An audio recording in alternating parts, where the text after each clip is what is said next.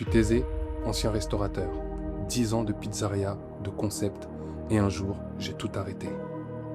Sur les réseaux, on parle de réussite, de mindset, de liberté financière, de loi d'attraction. Tout ça a son importance, oui. Mais il y a un élément essentiel, bien moins glamour, dont personne ne parle. Moi, c'est justement ça que je veux partager. La réalité du terrain. Et dans cette réalité, l'échec fait partie du voyage. Alors,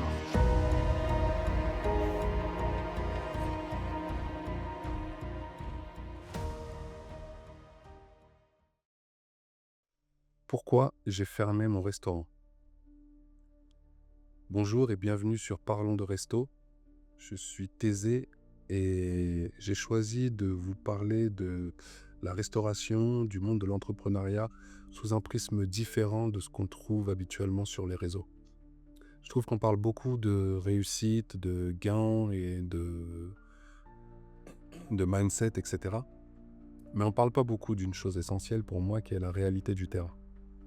Plus précisément, l'échec. Parce que l'échec fait partie du voyage. La réalité, c'est la chose primordiale quand on crée et quand on est créateur. Donc ensemble, je vais vous expliquer tout ça à travers mes expériences personnelles. C'est parti.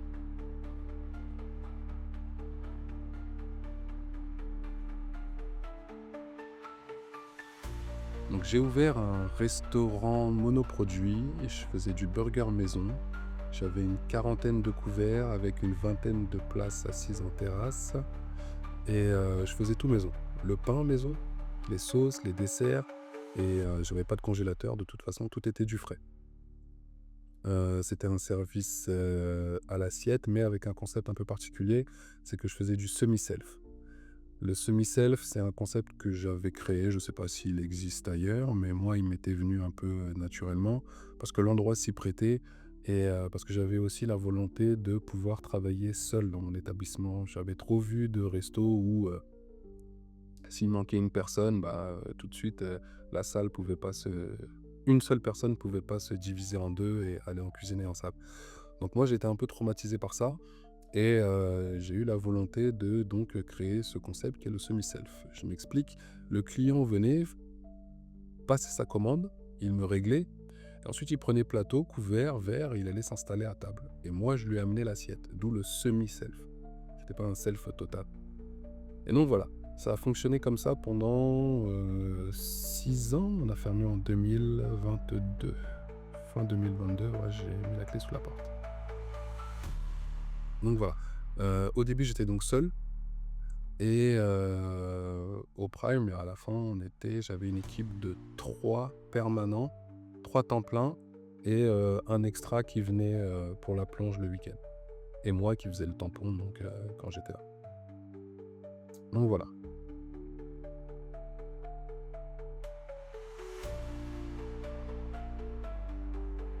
Alors, si je devais nommer la chose qui m'a fait le plus défaut pendant cette aventure, je dirais que ça serait le manque de vision long terme. Je m'explique. Moi, quand j'ouvre cet établissement-là, c'est le deuxième restaurant que j'ouvre. J'avais déjà ouvert un premier établissement avec un associé. Donc, on avait fait toutes les erreurs possibles et inimaginables de débutants, hein. Je ne vais pas vous les nommer, mais je vous en parlerai peut-être plus tard. Mais voilà, j'ai qu'une idée en tête, moi, quand j'ouvre cet établissement-là, c'est de prendre une revanche un peu. Parce que le premier établissement, on a fermé, on n'a pas tenu les 3 ans, j'ai tenu ça 2 ans et demi, donc on n'a pas passé le cap des fameux 3 ans qui disent que, en gros, ton établissement est viable. Et donc, j'ouvre ce deuxième resto-là avec cette idée de revanche, et limite que ça. Alors, j'ai aussi la volonté de créer mon propre emploi, parce qu'après avoir butiné un peu dans plusieurs maisons, avoir vu ce qui me plaisait et ce qui me plaisait pas, j'ai qu'une idée, moi, c'est créer mon propre job et mettre ça en application. Et donc, c'est ce que je fais.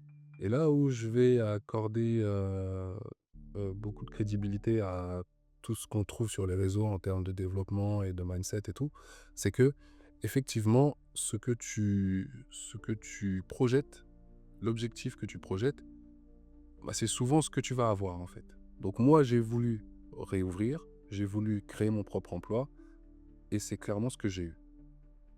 Et du coup, pas plus. Parce que j'avais pas de vision après. Et je dirais que c'est ça qui m'a fait le plus défaut. Pour vous imager ça un peu, je dirais que, par exemple, quand je dois aller d'un point A à un point B en voiture, moi, ce que j'aime bien faire, c'est j'aime bien prendre le temps de m'arrêter, prendre mon GPS, rentrer l'adresse exacte. En l'occurrence, moi, j'utilise Waze ou des trucs comme ça.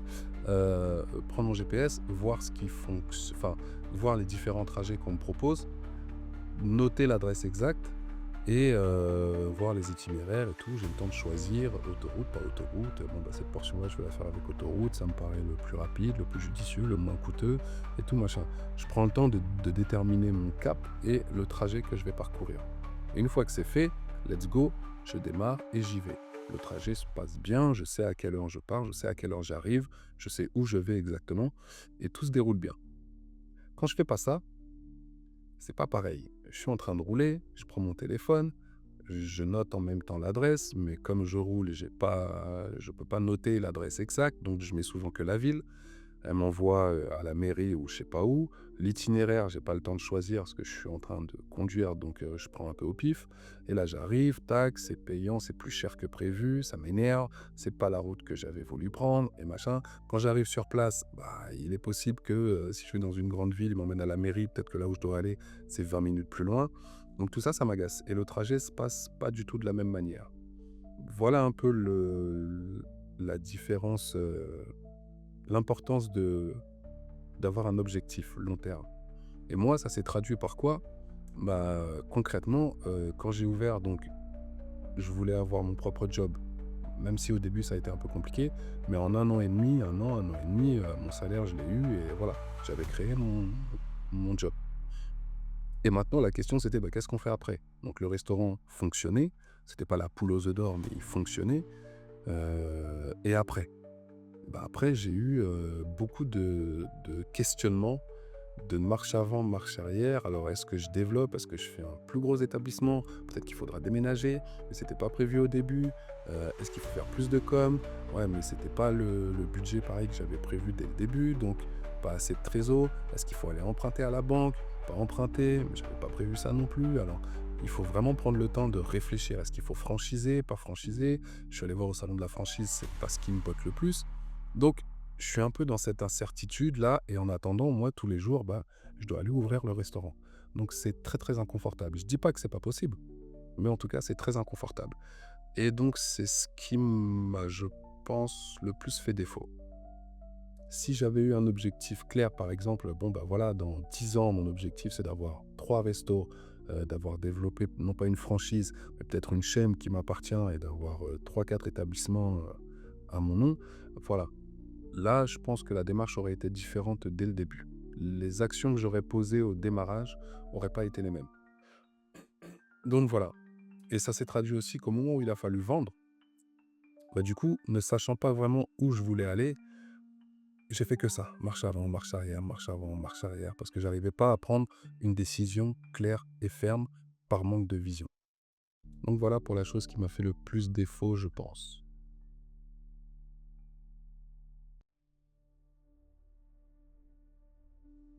Alors, mon plus gros challenge pendant toute cette belle aventure, parce que ça reste une très belle aventure, mon plus gros challenge, je dirais que ça a été, au début, j'aurais dit, enfin, de but en blanc comme ça, j'aurais dit le management. Mais c'est pas tout à fait ça. C'est-à-dire que mon plus gros challenge, ça a été de comprendre que j'avais plusieurs casquettes, dont le management. Je m'explique. Heu, Comme je disais donc juste avant, moi, je voulais créer mon propre job et c'est ce que j'ai fait. Mais quand ça s'est développé et que du coup, j'ai eu, de plus en plus de clientèle, bah, il fallait donc créer une équipe pour pouvoir m'épauler. Et donc ça, je l'avais pas anticipé, par manque de vision long terme aussi. Et donc, il a fallu que j'intègre que, ah ouais, d'accord, mais là, tu plus que artisan. Tu es patron, mais tu es aussi manager. Alors, je vous épargne ensuite toutes les casquettes qu'on doit porter en tant que commerçant à son compte, hein. On est secrétaire, on est gestionnaire, on est homme d'entretien parce que dès qu'il y a une babiole qui fonctionne pas dans l'établissement, une ampoule à changer ou quoi, c'est à nous de le faire. On est également, donc je vous l'ai dit, manager. Je dois aller voir le comptable, on doit aller faire l'approvisionnement. Moi, je travaille, je suis chef, donc je suis en cuisine. Donc voilà, toutes ces casquettes-là, j'avais pas intégré qu'en fait, j'avais pas intégré dès le début que je devrais les porter. Et c'est au fur et à mesure que j'ai compris. Alors, dedans, il y avait le management, oui. Mais au final, même si ça a été quelque chose de compliqué au début, et je pourrais en parler dans une autre vidéo, parce que je pense que ça mérite une vidéo entière, quelque part, c'est peut-être ce que j'ai le plus retenu et le plus apprécié à terme. Même si c'était ma bête noire au début, l'humain, gérer l'humain, le management et tout ça, bah, au final, si ça devait être refait, je le ferais autrement sur certains points, parce que j'aborderais la chose différemment dès le début. Mais ouais, je l'aborderais, enfin, j'irais sans problème, quoi, j'irais sans hésiter. Donc voilà, si je devais dire la chose enfin, le plus gros challenge, c'était ça. Porter ces multiples casquettes-là et dont le management.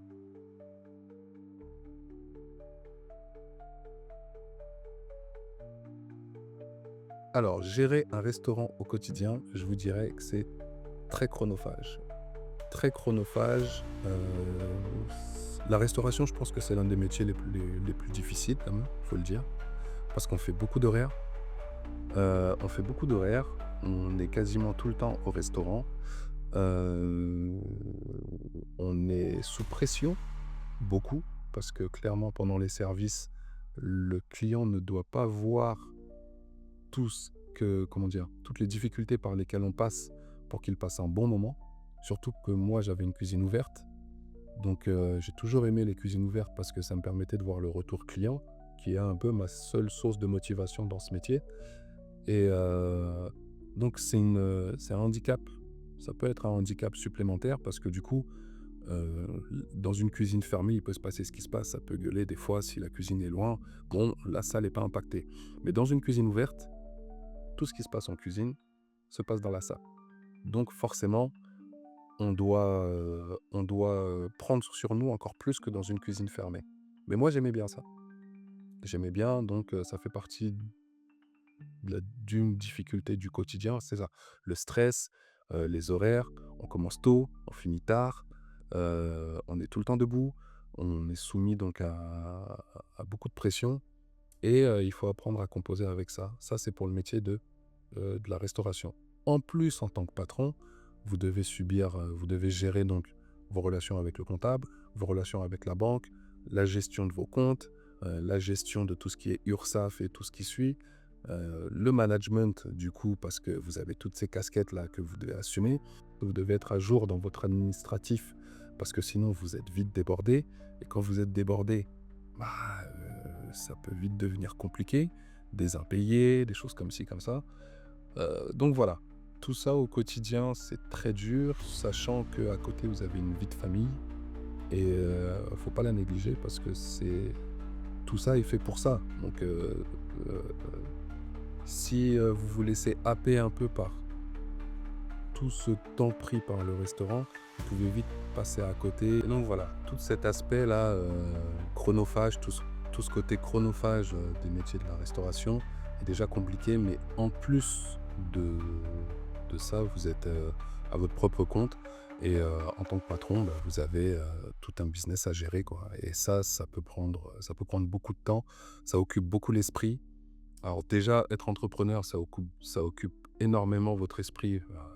Comme on dit, une journée peut vite être trop courte et on en vient même à y penser la nuit. Ça, avec la restauration en plus, ça peut être vite compliqué.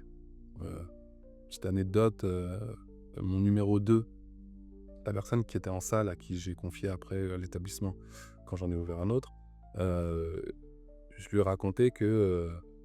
on rigolait parce que je lui disais qu'à cause du stress, je faisais un rêve mais ça avait tout le temps été en cuisine. C'était un rêve qui faisait que je voyais plein de clients qui rentraient comme ça et moi derrière sur mon planchon qui avançait au ralenti. Et donc il me disait oh non, moi je dors bien et tout machin. Je dis oui, tu verras, t'inquiète pas. Et au moment où il a commencé à prendre aussi la responsabilité, donc quand j'étais moins là, qui prenait la responsabilité de l'établissement et du service. Un jour, il vient, il me dit: «Ah patron, ah ouais, j'ai fait un de ces cauchemars, j'ai fait le fameux rêve». Je lui dis: «Ah bon? Raconte».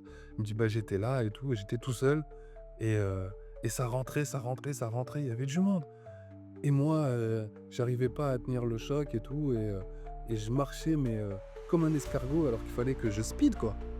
Et donc voilà, ce fameux rêve-là, moi, il m'a souvent fait rire.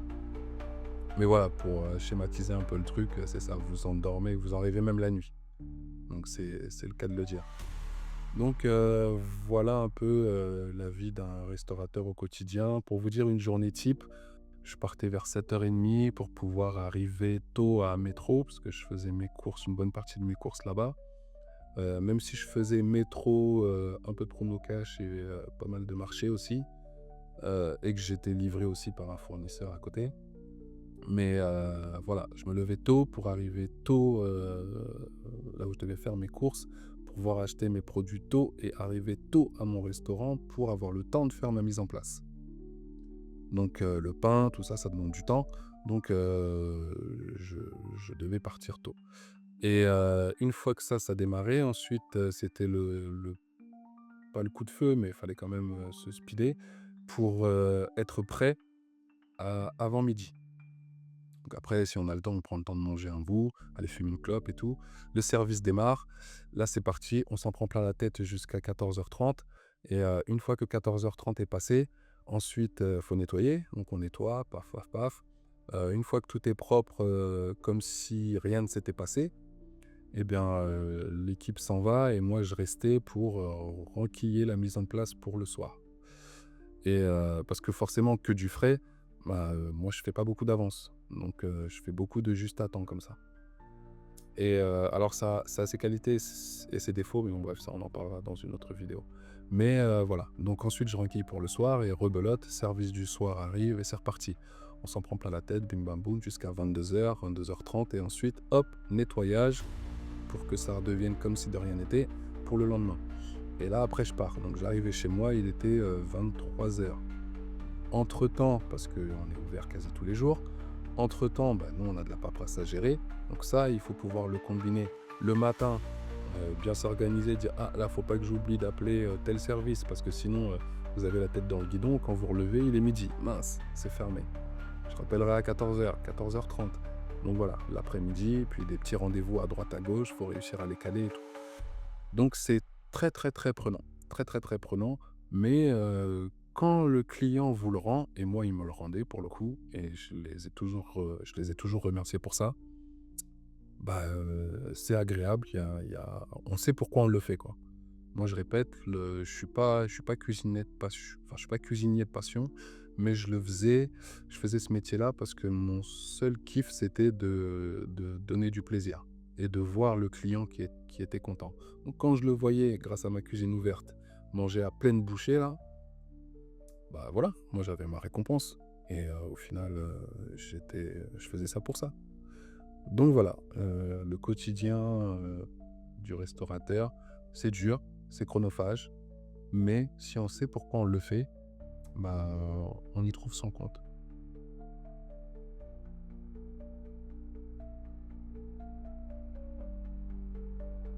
Si je devais donner la raison de la fermeture, je dirais que c'est la lassitude.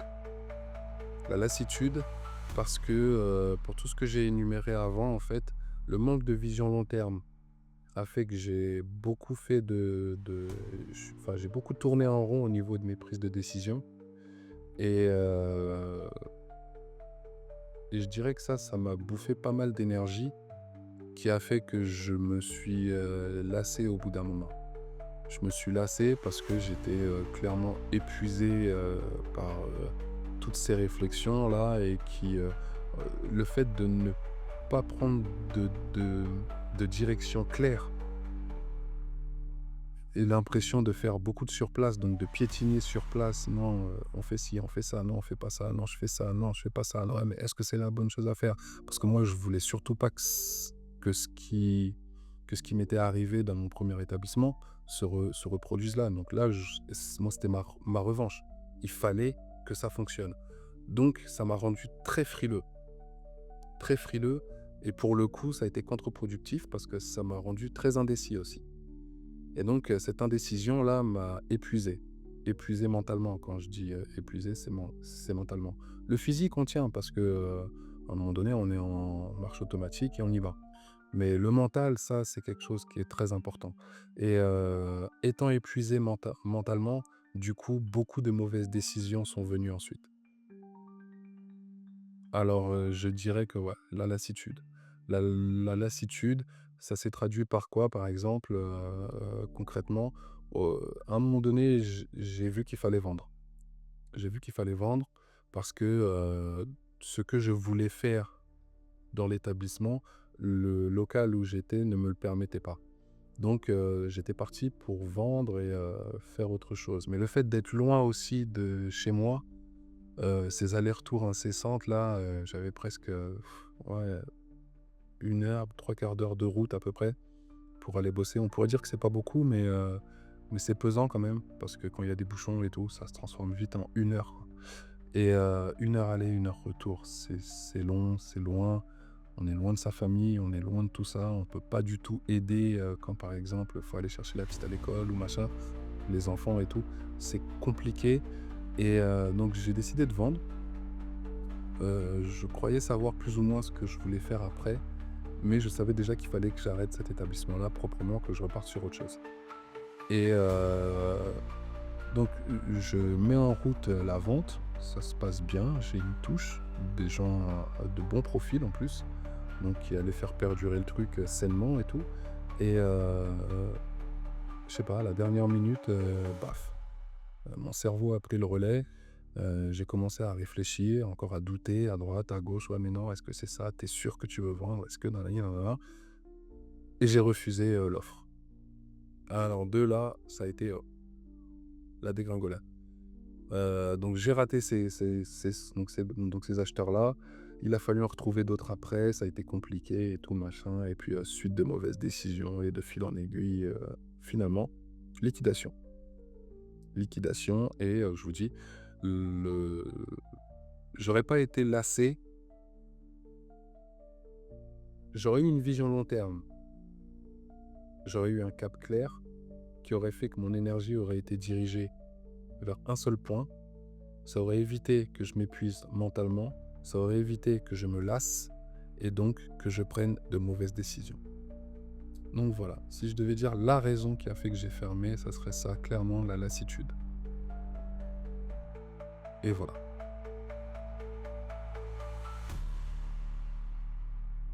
En conclusion, je vous dirais que j'ai fermé mon resto parce que j'ai mal préparé mon projet au départ.